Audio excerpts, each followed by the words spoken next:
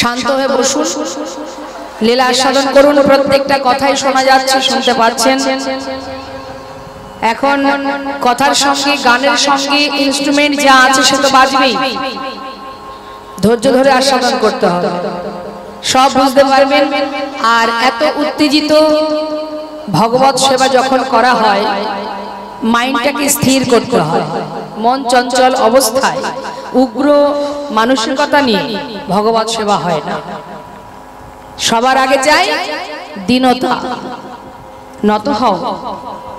কোনো সমস্যা হলে অবশ্যই বলতে হবে। আমি যদি ভালোভাবে তাকে বলি, চিৎকার করে বললেও যেটা হবে, আবার করুণ সুরে নরম সুরে ভালোবাসা দিয়ে বললেও তার থেকে দ্বিগুণ বেশি কাজ হবে। তাই ভগবত সেবা দেওয়ার সময় সবাই মিলে ভক্তি ভরে দিতে হয়। এখানে আসার পরে শুনলাম ছোট ছোট ভাইরা, দেখতেই পাচ্ছি আমি, ওরা সারাদিন ধরে ছুটছে আপনাদের এই সুন্দর হরিবাসরে হরিকথা কৃষ্ণ কথার জন্য, লীলামৃত আস্বাদনের জন্য এই ব্যবস্থাও করেছে। আপনারা তাদের পাশে আছেন, আপনাদেরই ঘরের ছেলে তারা।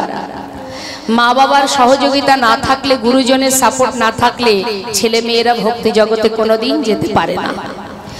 তো ভালো লাগলো আমার এটাই যে প্রভু সেবার জন্য আপনারা যে ঘরের ছেলেরা, ছোট ছোট ছেলেরা, তারা যে এই অল্প বয়সে তাদের মন মানসিকতা যে ভক্তি জগতে এসেছে, এটা কিন্তু মা বাবার গর্ব হওয়া উচিত। তাই আমি বলবো আপনারা প্রতি বৎসরের ন্যায় সন্তানের পাশে থেকে, মা সচিমা যেমন নিমাইকে বলেছিল, নিমাই তুই যখন সন্ন্যাসী হয়েছিস, আমি মা হয়ে তোকে আর ঘরে বেঁধে রাখবো না। আমার মিশ্র কুল বংশে এমন অকল্যাণ আমি হতে দেব না। আমার নিজের সুবিধার জন্য, নিজের ভালোর জন্য তোকে ঘরে আটকে রাখবো না। তুই ধর্ম প্রচারে আজ যখন সন্ন্যাসী হয়েছিস, আমি আর তোকে বাধা দেব না। তা এই হচ্ছে মায়ের ধর্ম। সন্তান যদি ভক্তি রাজ্যে প্রবেশ করে, তাকে এগিয়ে দেওয়াই গুরুজনের উচিত। কারণ মা, একটা কথা মাথায় রাখবেন, আমাদের সংসার জীবনটাই হচ্ছে একটা বিচিত্র নাট্য মঞ্চ। এই বিচিত্র নাট্য মঞ্চে সবাই বিচিত্র বিচিত্র অভিনয় করে যাচ্ছে, কিন্তু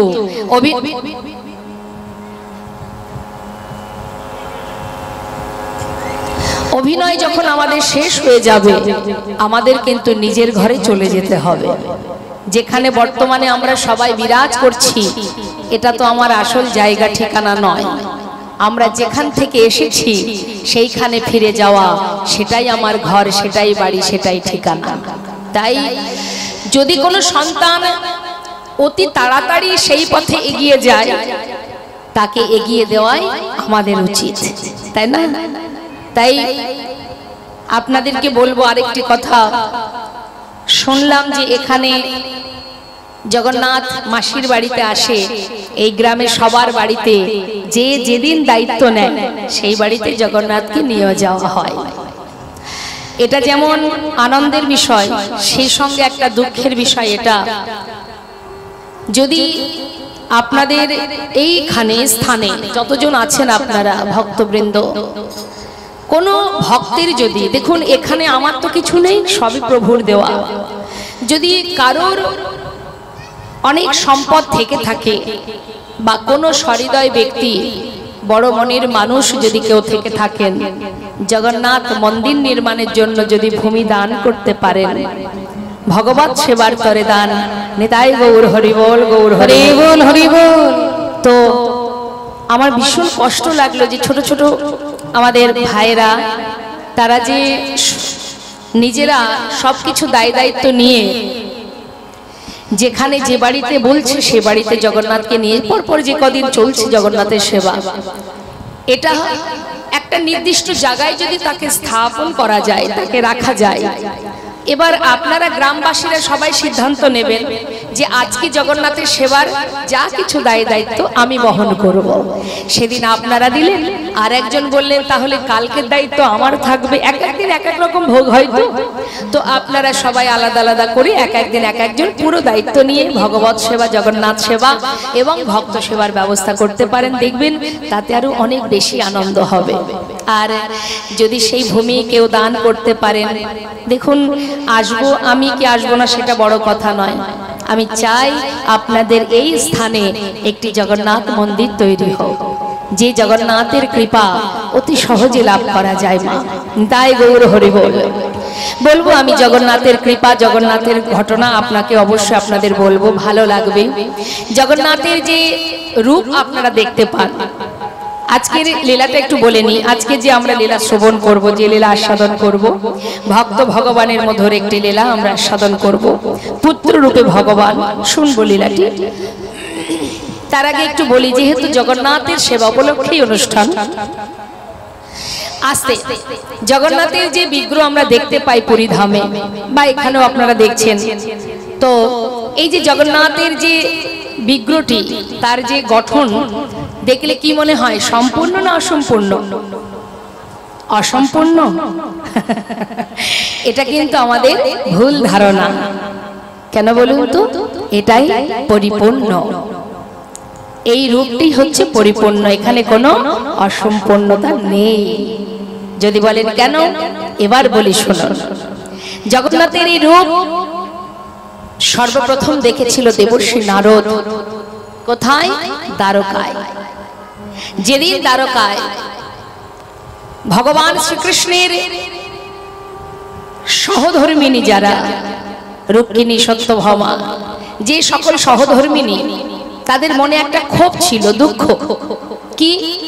আমরা এত ভালোবাসি প্রভুকে, এত ভালোবাসি স্বামীকে, গোবিন্দকে স্বামী রূপে পেয়েছিল তো, তাই তারা মনে মনে ভাবতো যে আমরা যাকে এত ভালোবাসি, সর্বদাই আমরা চোখে চোখে রাখি, কখন কি প্রয়োজন, কিভাবে সেবা দেব, এত ভালোবাসা পাওয়ার পরেও সে কেন সর্বদাই রাধা রাধা জপ করে?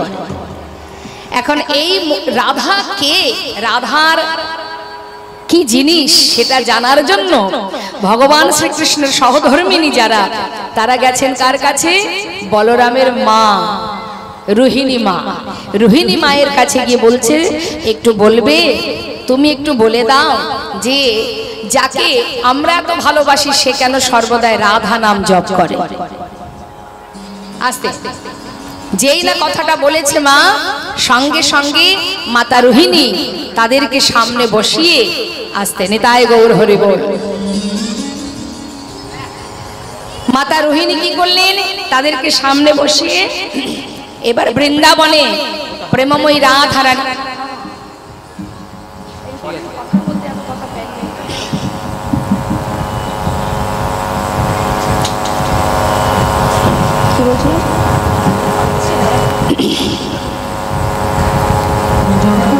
যখন সবাইকে বসিয়ে নিয়ে বৃন্দাবনের রাধারানী কথা বর্ণনা করছে, বলছে, তখন দ্বারে রেখেছে কাকে? মাতা সুভদ্রাকে। সুভদ্রা দরজায় দাঁড়িয়ে থাকবে, কেউ যদি আসে বলবে, আমরা সাবধান হয়ে যাব, কারণ বৃন্দাবনের কথা তো। এমন সময় সুভদ্রা মাতা কিন্তু দাঁড়িয়ে আছে মা দরজায়, আর এদিকে কানাই বলায় দুই ভাই, হঠাৎ দেখছে বোন দাঁড়িয়ে আছে। কি ব্যাপার, কি ব্যাপার? হঠাৎ দুইজনে যেই না দরজায় কান পেতে শুনছে কথাগুলো, রাধারানীর কথা, বৃন্দাবনের লীলার কথা, শুনতে শুনতে শুনতে শুনতে ভগবান ওই রাধা রাধা রাধা শ্রবণ করতে করতে কখন যেন তার সর্বশরীরে মহাভাবের উদয় হলো।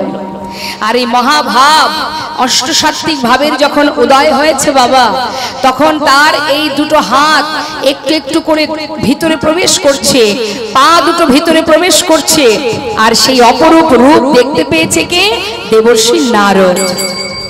যেই না দেখতে পেয়েছে, মনে মনে সেই রূপ দর্শন করে বলে উঠলেন, আহা, এ কি রূপ দেখলাম আমি ভগবানের, এই অপূর্ব রূপটি আমি চিরতরে ধরে রাখতে চাই। তখন ভগবান আশীর্বাদ করে বলেছিলেন তথাস্তু, হবে, এই রূপ তুমি দেখতে পাবে। তাই সেই যে রূপ মা, সেই যে দুটি হাত যেন মনে হচ্ছে ভিতরে চলে যায়, পা ভিতরে চলে যাচ্ছে, চোখ বড় হয়ে যাচ্ছে, আর একটু একটু করে সর্বশরীর গলে যাচ্ছে, সেই রাধা রাধা কথাটা শ্রবণ করছে যত গোবিন্দ। সেই রূপটাকে ধরে রাখবার জন্য দেবর্ষি নারদ বাসনা করেছিলেন, আশীর্বাদ দিয়েছিলেন ভগবান, এই রূপ তুমি পাবে। কোথায়? ওই পুরীধামে জগন্নাথ রূপে। নিতাই গৌর হরি বল, হরি বল। জগতের যিনি নাথ তিনি তো জগন্নাথ, যিনি সকলের নাথ, জগতে জীবের যিনি নাথ তিনি হচ্ছেন জগন্নাথ। ভগবান বিষ্ণুর একটি রূপ, কিন্তু এই জগন্নাথ মা তার কথা, যিনি কিনা ইন্দ্রদম্ন রাজা, যিনি সাধনা করেছিলেন, প্রার্থনা করতেন, মনে মনে বাসনা ছিল তার, কি তার বাসনা ছিল যে ভগবানকে সর্বক্ষণ আমি চোখের সামনে দেখতে চাই। হরি বল, হরি বল। এই ছিল তার মনে আশা, সর্বক্ষণ আমি তাকে চোখের সামনে দেখতে চাই। তা এই যে মনের বাসনা মা, এই বাসনা পূর্ণ করেছিল জগন্নাথ। ভক্ত যদি ডাকে ভগবান তো আসবেই, কিন্তু এই জগন্নাথ বিগ্রহ যখন তৈরি হয়, কে বিগ্রহটি নির্মাণ করছিলেন? বিশ্বকর্মা, বৃদ্ধ বয়স্ক একজন বৃদ্ধ বয়সী সেজে তিনি এসেছেন, বুড়ো হয়ে এসে বললেন আমার 21 দিন সময় লাগবে, এই 21 দিন তোমরা কিন্তু কেউ ভিতরে যেতে পারবে না। কেমন? বললো বেশ। এখন ইন্দ্রদম্ন রাজা আর তার স্ত্রী গুন্ডিচা মনে মনে চিন্তা করছে যে ভগবানকে সর্বদাই চোখের সামনে দেখব, এটাই তো বড় আনন্দের বিষয়। তিনি যখন নির্মাণ করবেন করুন, খুলবো না দরজা, তাতে কি আছে। এইভাবে দেখতে দেখতে 15 দিন কেটে গেল, কিন্তু ওই মাতা গুন্ডিচা বারবার কান পেতে, দরজায় কান পেতে শোনে যে ঠিক ঠিক কাজ হচ্ছে কিনা। উলুধ্বনি, উলুধ্বনি। যেই না বাবা কান পেতে শুনে শব্দ হয়, ঠুক ঠুক করে শব্দ হয়, মনে মনে ভাবে এই তো তাহলে কাজ চলছে। ঠিক 15 দিন পর আর শব্দ শুনতে পাচ্ছে না। মনে মনে চিন্তা হলো কি জানি বাবা, বয়স্ক মানুষ না খেতে পেয়ে আজকে কতদিন হয়ে গেল, বোধহয় সে আর বেঁচে নেই, মারা গেছে।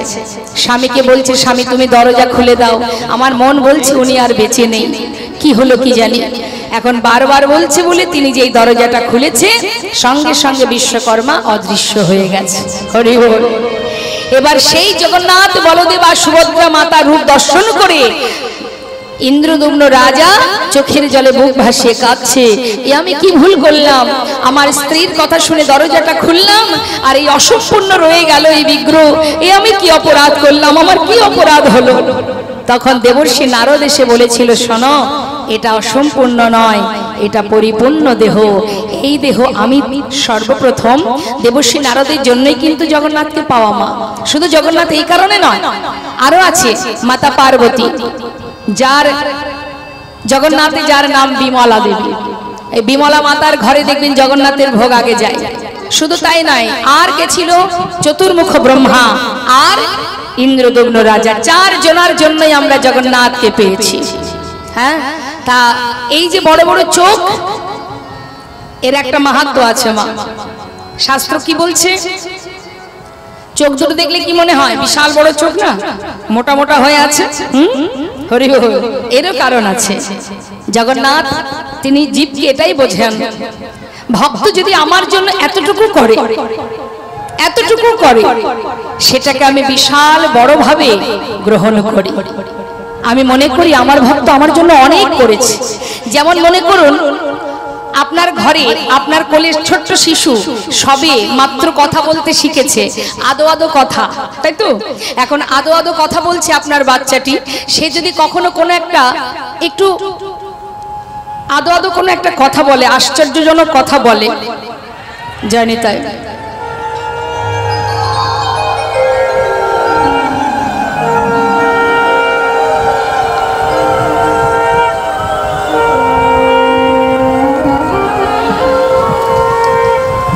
উলুধ্বনি, উলুধ্বনি।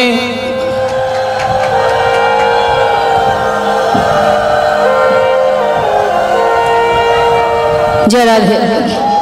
তো মা মনে করুন বাচ্চাকে আপনি শিখিয়ে দেননি, এমন একটা কথা বলেছে আপনি অবাক হয়ে গেলেন, এমন কথা বললো, এই কথাটা ভাবার সময় আমাদের কি হয়, চোখ দুটো বড় হয়ে যায় না? বাহ, এত সুন্দর কথা বললো, এত ভালো কথা বললো, কিন্তু সে তো বলতেই পারে।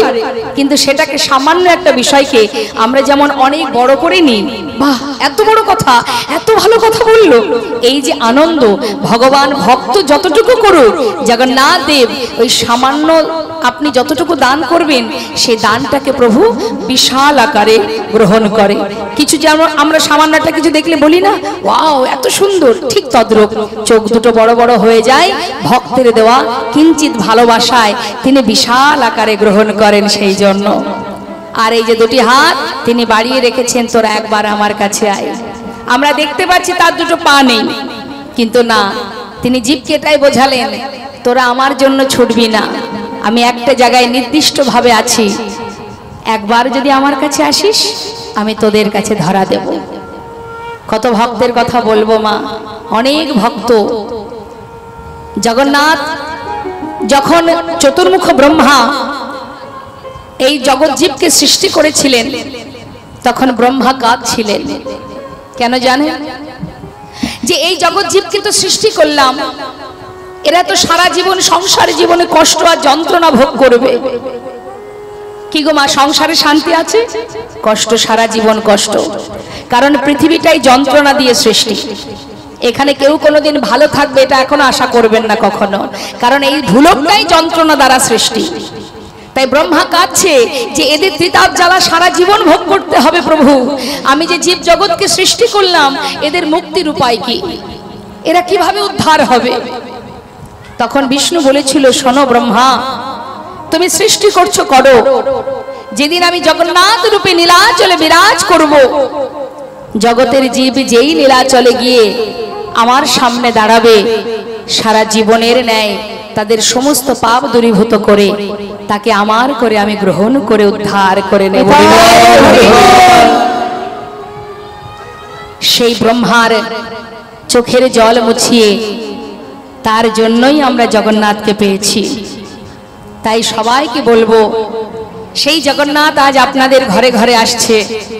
তাই আপনারা যদি কেউ থেকে থাকেন, এই কমিটির ছোট ছোট ভাইরা যারা আছে তাদের সঙ্গে আলোচনা করে, শ্রেষ্ঠ দান হলো ভূমিদান, তাও ভগবানের মন্দির নির্মাণের জন্য দান। এ দানের মতো দান আর কিছু হতে পারে না মা। দান আপনি করবেন, ভগবানের সম্পদ ভগবানকে দেবেন, আর আপনার দেখার দায়িত্ব তার।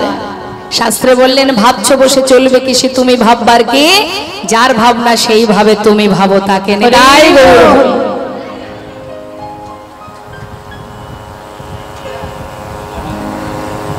তাই আমি আসি বা না আসি, প্রতি বৎসরের ন্যায় জগন্নাথ আসবে আপনাদের ঘরে। আপনারা একই জায়গায় একটি নির্দিষ্ট জায়গা স্থাপন করুন, তাকে স্থাপন করে তার সেবায় বর্তি নিন আপনারা প্রতি বৎসরের ন্যায়।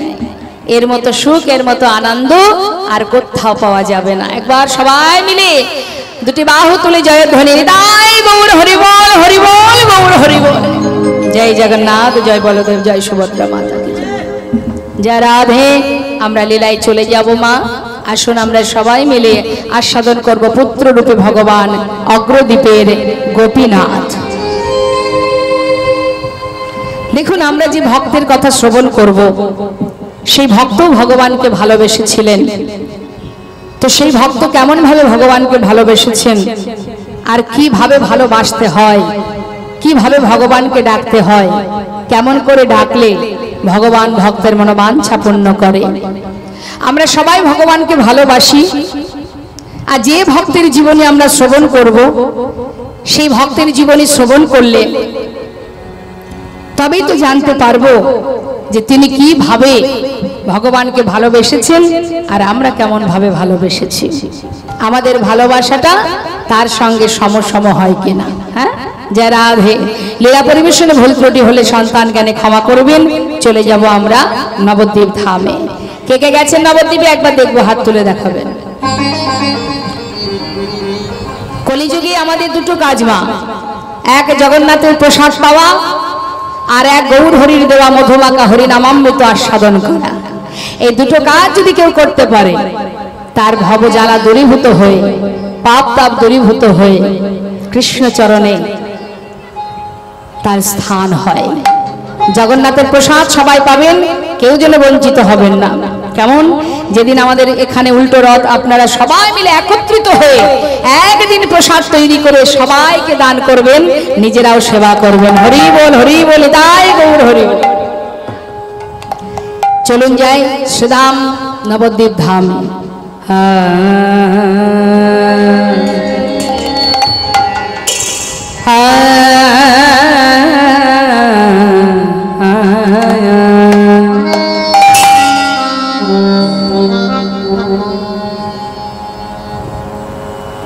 প্রণমঃ বলি ও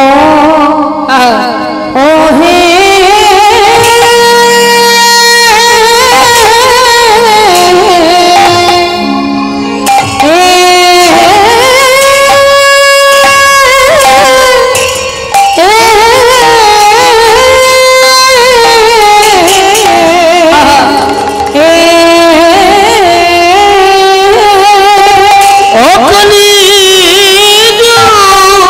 দেখো দেখো চারি যুগা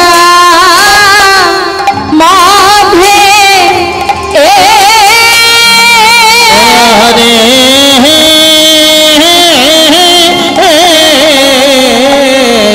চারি যুগ মধ্যে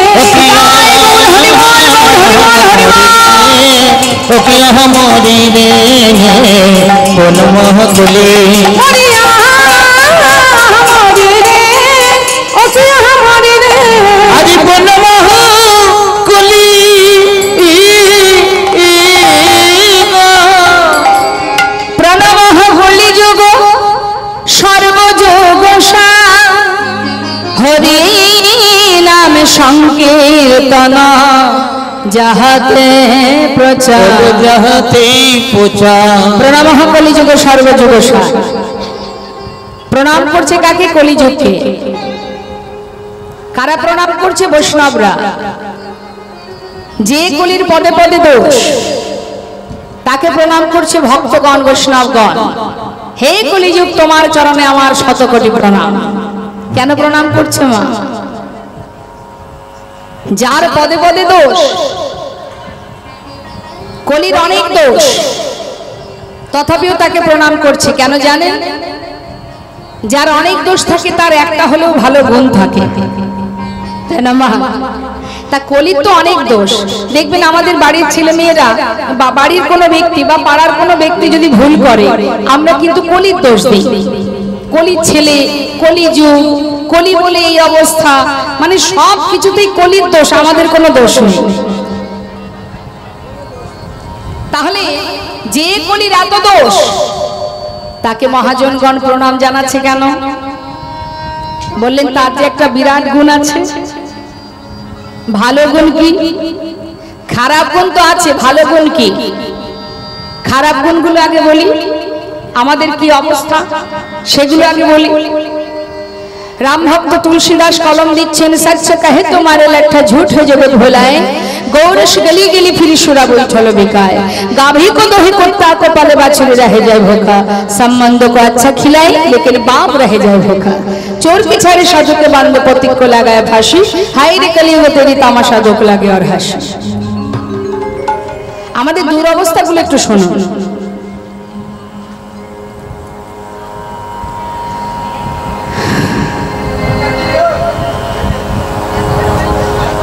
হয় আপনি কীর্তন করবেন না আমি করব। কেন এত ডাকাডাকি? কাকে ডাকছেন? কার সাথে কথা বলছেন?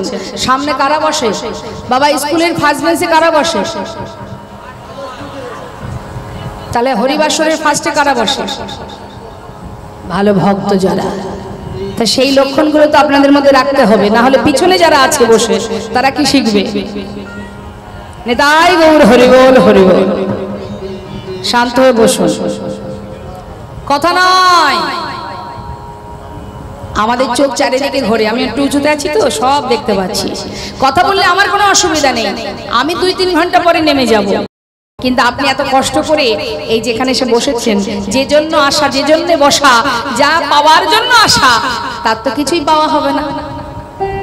তার মানে কি হবে মা? আসা আর যাওয়া। এমনিতেই আমাদের জীবনটাই আসা যাওয়া ব্যর্থ। এসেছি পৃথিবীতে, আমরা কি জন্য এসেছিলাম একবার ভাবুন, চিন্তা করতে হবে মা। আমরা কি জন্য পৃথিবীতে এসেছি? এই মানব জীব যে আমরা হয়েছি, মানব জাতি, মানব কুলে জন্ম পেয়েছি, আমরা যে মানুষ হয়ে এসেছি, আমাদের কাজটা কি একবার চিন্তা করে দেখুন। আমরা ভগবানের কাছে কি বলেছিলাম? বাবা যদি আমাদের মানব কুলে জন্ম দাও, ভাবে গিয়ে তোমার নাম করব, তোমার সেবা দেব। মানব হলে, মানুষ হলে কি হয়? কথা বলার শক্তি পাবো, শোনার শক্তি পাবো, চলার শক্তি পাবো, তাই না? তার মানে কি কৃষ্ণ ভজনের উপযুক্ত জন্ম আমাদের এই দেহটা। এমন তো বলিনি যে তুমি আমাকে মানব কুলে যদি জন্ম দাও তাহলে সংসার করব, ছেলে মেয়ে হবে, বাড়ি করব, গাড়ি করব। হে প্রভু তুমি আমাকে মানব জন্ম দাও বলেছিলাম? কি বলেছিলাম? যদি মানব কুলে জন্ম দাও, পশুকুল, কীটকুল, এই যে তুলসী বৃক্ষ দেখছেন না, দেখতে পাচ্ছেন তো তুলসী গাছটি, এটাও কিন্তু একটা জনম। বৃক্ষকুল, পশুকুল, কীটকুল, জলজানবলক্ষণে স্থাবরা বিংশতি কৃমিয়া রুদ্র সংখ্যক পক্ষিণং 10 লক্ষকম 30 লক্ষানি পশুবানশ্চ 24 লক্ষানি মানবা। অনেক সাধনার ধর্ম আমাদের এই দেহটা। কৃষ্ণ বলার বদল, প্রভুকে ভালোবাসার দেহ। এই মানব জন্ম পেয়ে যদি গোবিন্দ ভজন ঠিকঠাক করতে না পারি, তাহলে আবার এই বিশ্ব ব্রহ্মাণ্ডে আমাদের ত্রিতাপ জ্বালা ভোগ করার জন্য কৃমি কীট হয়ে জন্ম নিতে হবে, পিশাচ কুলে জন্ম নিতে হবে, আবার বিশ্ব ব্রহ্মাণ্ড আমাদের ঘুরে ঘুরে বেড়াতে হবে। আর যদি তুমি গোবিন্দ চরণ পাদপদ্মে পৌঁছাতে চাও, এটাই তোমার উপযুক্ত জন্ম। আর কলিযুগ আমাদের এতটাই ভালো মা, যে কলিযুগে ভগবানকে পাওয়ার জন্য তপস্যা, যাগযজ্ঞ, পূজা অর্চনা কিচ্ছু করা লাগে না। শুধু প্রভুর দেওয়া মহামন্ত্র বদনে জপ করো, পবিত্র পবিত্র বা সর্ববস্থাঙ্গত বিবা যার শরী পুণ্ডরিকাক্ষ সবার জপান্তর সূচি। হরিকে যখনই স্মরণ করবে, তোমার শুদ্ধ বস্ত্র পরা নেই, নোংরা বসন পরা আছে, তুমি অপবিত্র আছো, প্রভু বললেন কোনো দুঃখ নেই। যখনই হরিকে জীব স্মরণ করবে, সেই মুহূর্তে তার ভেতর বাহির পবিত্র হয়ে উঠবে। তাহলে মা, সংসারের মধ্যে তো ভগবত সেবা আমাদের হয়ে ওঠে না। এখানে যতক্ষণ আছি, আমি বারবার চরণ ধরে আপনাদের মিনতি করব, যতটুকু সময় এখানে বসে আছেন সবে দিন ভগবানের চরণে নিজেকে আস্বাদন করুন তার মহিমা। কিছু যদি আমাদের ভিতরে এতটুকু যদি আমাদের জ্ঞান অর্জন হয়, জেনে রাখবেন আমরা পিছিয়ে পড়লাম না, একটু হলেও এগিয়ে গেলাম।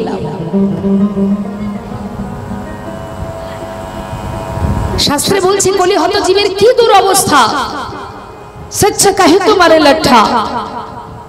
কলিযুগের জীব তাদের এমন দুরবস্থা, এমনই তাদের অবস্থা যেটা বলে শেষ করা যাবে না। বললেন জীব যদি সৎ পথে চলে, সত্য কথা বলে, তাকে পদে পদে আঘাত পেতে হচ্ছে। ভালো কথা বললে, সত্য কথা বললে বিপদ।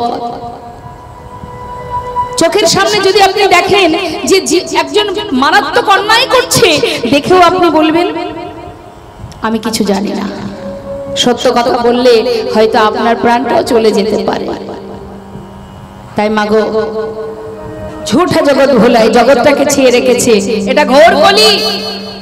সেই জন্য তো জগন্নাথ মন্দিরে ইন্দ্রদম্ন রাজা বলেছিল যখন ঘোর কলি আসবে জীব সাধন ভজন আর করতে পারবে না,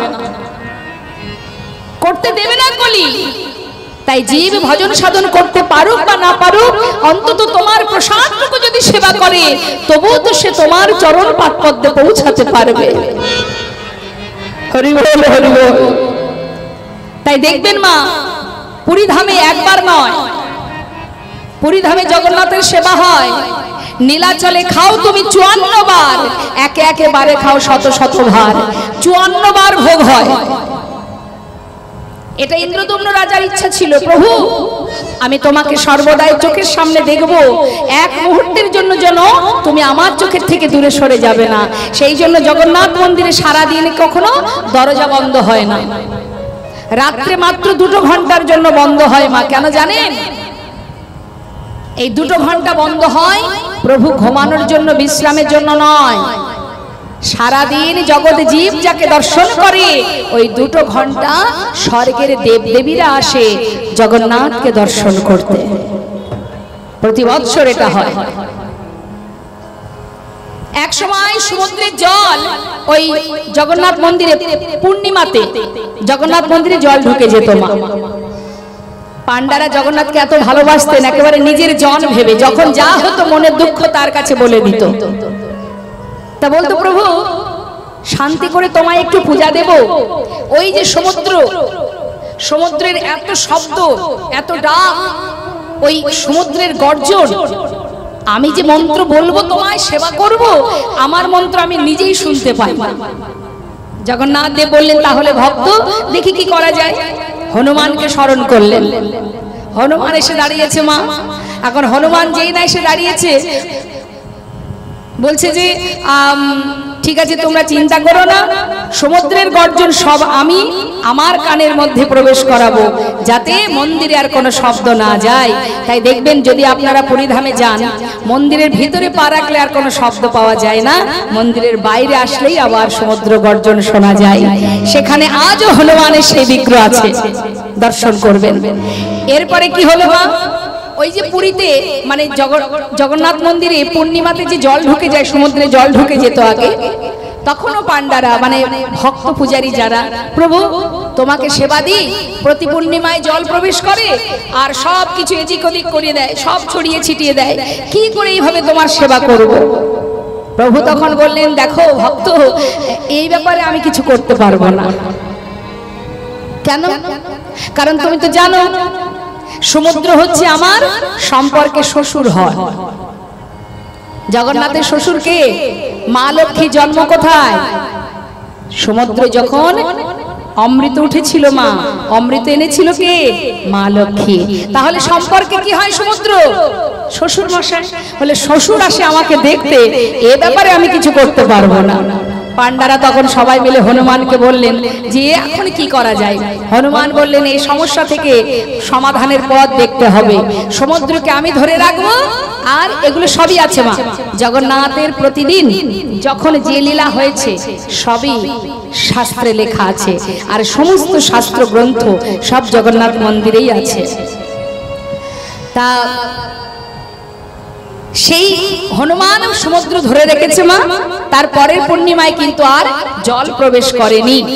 ঠিক তার পরের পূর্ণিমায় যেই না জল ভিতরে ঢুকেছে, পান্ডারা দেখছে হনুমান গেল কোথায়, আজকে কেন জল ঢুকে গেল, হনুমানকে স্মরণ করেছে। এখন হনুমান এসে বলছে কি হয়েছে, বলে তুমি থাকতে জল কেন ভেতরে প্রবেশ করলো। তখন হনুমান বলছে দেখো এই প্রতিদিন তোমাদের এই মন্দিরে প্রসাদ পাই তো, তাই মাঝখানে হঠাৎ মনে হলো যে একটু মুখের স্বাদটা পাল্টাবো, সেই জন্য এই নীলাচল ছেড়ে আমি একটু অযোধ্যায় গিয়েছিলাম। আর সামান্য একটুখানি সময়ের জন্য অযোধ্যায় গেলাম, তার মধ্যে সমুদ্রের জল ঢুকে গেল। তখন পান্ডারা বললেন তোমাকে আর ছাড়বো না, তোমাকে আমরা ধরে রাখবো, আষ্টে পৃষ্ঠে বেঁধে রাখবো। তাই রজ্জু দিয়ে দড়ি দিয়ে হনুমানকে বেঁধেছিল, যেটা আজও আছে মা নীলাচল মন্দিরের সামনে দেখবেন হনুমানের মন্দির আছে, সেখানে সেবা হয়। তো গেল এটা কারণ।